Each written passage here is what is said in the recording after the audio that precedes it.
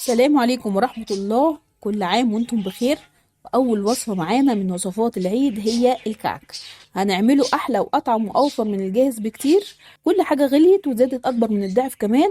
احنا هنعمل كل حاجة العيد إن شاء الله في البيت، وهتضمني إنها نظيفة وطعمها أحلى وأوفر كمان. هقولك إزاي النقشة بتاعتك ما تروحش منك وتطلع الكعكية دايبة وما تنشفش منك أبدا. كل اللي هياكلها منك هيقولك تسلم إيديكي. يلا نسمي الله ونشوف الكعك الجميل ده هنعمله إزاي. لو اول مره تشوفيني، انا اميره كرم، شرفيني بالاشتراك في القناه، ما تنسنيش في لايك ومشاركه للفيديو. اول حاجه هنبتدي ننخل كيلو من الدقيق. هاتي دقيق يكون مخصص للكعك والبسكوت عشان نتيجته ان شاء الله تكون طالعه مظبوطه معاكي ومضمونه معاكي. في نوعين دقيق انا بحب افضلهم في الكعك والبسكوت وفي المعجنات عموما، هو الضحى والكوثر. الاتنين اسعارهم حلوه جدا وينجحوا معاكي جدا في المعجنات. فلو استعملتي دقيق من السايب او دقيق من المغلف هتجيبي دقيق الكوثر او الضحى. هنبتدي نحط عليه معلقتين كبار من السمسم المتحمص. هنحط ربع معلقه صغيره من المحلب، ربع معلقه صغيره من ريحه الكعك. ما تكتريش من ريحه الكعك عشان الكعك بتاعك ما يغمقش منك. البيكنج باودر، خلي بالك من البيكنج باودر، ما تزوديش عن ربع معلقه صغيره من البيكنج باودر، لانك لو زودتي عن كده هتعلى معاكي الكعكايه قوي وتقلب تبقى زي القرصه كده، تبقى مش حلو خالص معاكي. بالظبط على الكيلو هتحطي ربع معلقه صغيره من البيكنج باودر، عشان برضو لو زودتي البيكنج باودر في الكعك النقشه بتاعتك هتروح، لان هتقب معاكي قوي، فالنقشه اللي انت عاملاها على الكعكايه من فوق هتروح معاكي خالص. اللي انا بوريه لكم دلوقتي دوت المحلب، بتجيبيه من عند العطار، بيبقى عامل زي الحبوب كده، انت بتطحنيه ناعم، بتاخد منه بس ربع معلقه صغيره. دوت جميل جدا لما بتحطيه على الكعك، ما بيعملش انتفاخات، ما يعملش تقلصات في المعده، لان انت عارفه طبعا الكعك بيبقى سمنته زياده، فدوت بيظبط معاكي شويه السمنه اللي انت بتحطيها. ريحه الموز، بجد ريحه الموز على الكعك بتخلي طعمه تحفه. انا هحط بس يا دوبك كده نقطتين ثلاثه من ريحه الموز، ما تكتريش عن كده علشان الكعكايه ما تمررش معاكي. زي الفانيليا كده لما بتزوديها في الحلويات بتمرر معاكي، فاحنا برضو نفس الطريقه في الكعك. ريحه الموز يا دوبك هتحطي نقطتين ثلاثه، ما تكتريش عن كده، هتديكي ريحه وطعم جميله جدا في الكعك بتاعك. بص انا بوريكي الازازه انا اخدت منها حبه قد ايه، يا دوبك كده حاجه لا تذكر. هنحط يا دوبك سنه صغيره من الملح، اقل كمان من ربع المعلقه. نقلب تقليبه حلوه كده لكل المكونات بتاعتنا. هنبتدي بقى اللي احنا نوزن السمنه بتاعتنا. بالظبط هتحطي 550 جرام من السمنه. لو انت عايزه الكعكايه بتاعتك دايبه قوي هتحطي 550 جرام من السمنه. لو انت عايزه فيها تكه كده، اللي انت لما تيجي تاكليها تلاقيها بتقطم معاكي سنه صغيره، حطي 500 جرام من السمنه.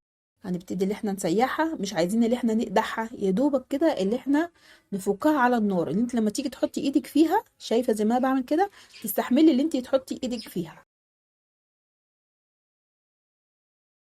هنبتدي اللي احنا نحطها على الدقيق بتاعنا. هتستعملي طبعا السمنه البلدي، هتستعملي سمنه خليط، نص سمنه بلدي على نص سمنه عاديه، ممكن تستعمليها كلها سمنه عاديه، حسب المتاح عندك استعمليه. بس ما ينفعش اللي انت تحطي عليه زبده، الكعك يعني سمنه، ما تحطيش عليه اي زبده.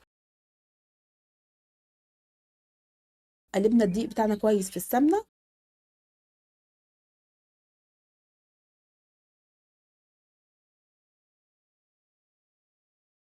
هنبتدي بقى ندخل في عملية البس. احنا كده خلاص لمينا السمن مع الدقيق. نبس العجين بتاعنا كويس جدا، هتبسيه على اقل من 10 لربع ساعة. يعني كل ما تبسي الكعكاية كويس، كل ما النقشة بتاعتك هتدنها ثابتة معاكي، كل ما الكعكاية بتاعتك هتبقى دايبة، تبقى مظبوطة معاكي ان شاء الله. انت هتتعبي شوية في حكاية البس دي، زي ما قلت لك من 10 دقايق لربع ساعة تدنك تبسي في الكعكاية بتاعتك.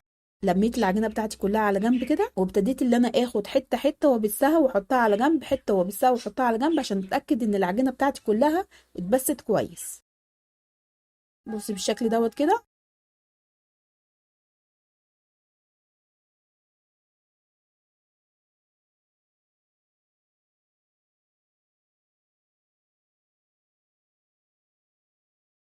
خلصت حوالي الكميه بتاعتي كلها، واتبقى معايا حته صغيره اللي انتوا شايفينها دي. هبتدي اللي انا اجهز الخميره اللي انا هعجن بيها الكعك بتاعي. على الميزان بتاعي هوزن بالظبط 200 جرام من الميه. ممكن تستبدلي الميه بحليب، وممكن تحطي نص حليب على نص ميه، المهم ان المقدار بتاع السوائل بتاعتك بالظبط هتكون 200 جرام. هنحط عليها معلقه كبيره من الخميره الفوريه،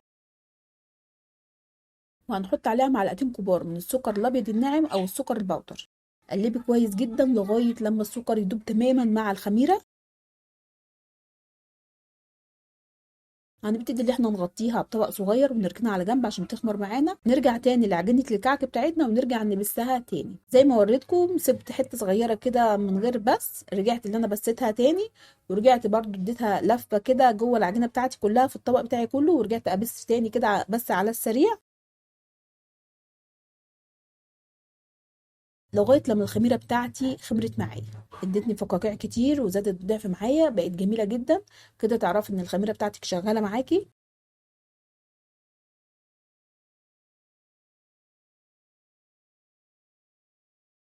ابتدي بقى اللي انت لمي عجينه الكعك بتاعتك زي ما انتم شايفين كده. انا بلم بصوابعي ما بعجنش، ادن الم كده بصوابعي، لان انت لو عجنتي هتشغلي الجلوتين اللي في الدقيق بتاعك، واحنا مش عايزين نشغل الجلوتين اللي في الدقيق، لانك لو شغلتيه هتلاقيه بيأستك معاكي، العجينه بتاعتك بتمط معاكي، وبدل الكعك هيقلب معاكي قرص.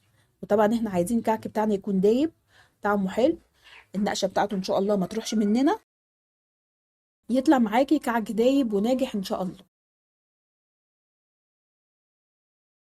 هنلم زي ما احنا شايفين كده. ممكن تلفي العجينه كده بايديكي وترجعي اللي انت تلميها تاني، تلفيها بايديكي من تحت لفوق وترجعي اللي انت تلميها بصوابعك تاني لغايه لما تشربي كل السوائل اللي احنا حاطينها. بصي العجينه بتاعتي بتقطم ازاي، ما فيهاش مطه، العجينه بتاعتي مش بتمط، العجينه بتاعتي بتقطم. بصي كده العجينه بتاعتك ناجحه معاكي جميله جدا، تعرفي ان الكعك بتاعك ان شاء الله يطلع مظبوط معاكي، عجينه بجد تحفه. ده الاختبار الاولاني. ندخل بقى على الاختبار التاني. اللي انت لما تيجي تكوريها وتبطيها كده ما تلاقيهاش تشقق معاكي من على حرف الكعكايه، تلاقي الكعكايه كلها حته واحده معاكي، ما فيهاش حته مشققه ولا حته مكسره ولا اي حاجه. كده العجينه بتاعتنا بسم الله ما شاء الله جميله معانا. نبتدي ان احنا نكورها. الكعكايه بتاعتنا اللي احنا نكورها هتحطي النقشه بتاعتك عليها من فوق وتروحي ضغطه عليها ضغطه بسيطه، هتديك الشكل الجميل اللي احنا عملناه ده. لو انت عندك المنقاش العادي مش البصامه ديت، لو انت عندك المنقاش اللي هو العادي برضو اشتغل بيه هيبقى جميل جدا معاكي. انا عندي البصامه فاشتغلت بيها. حاولي على قد ما تقدري الكعكه تكون قد التانية، التقطيعه تكون قد التانية، عشان الكعك بتاعك ان شاء الله لما تيجي تقدميه يكون شكله حلو معاكي.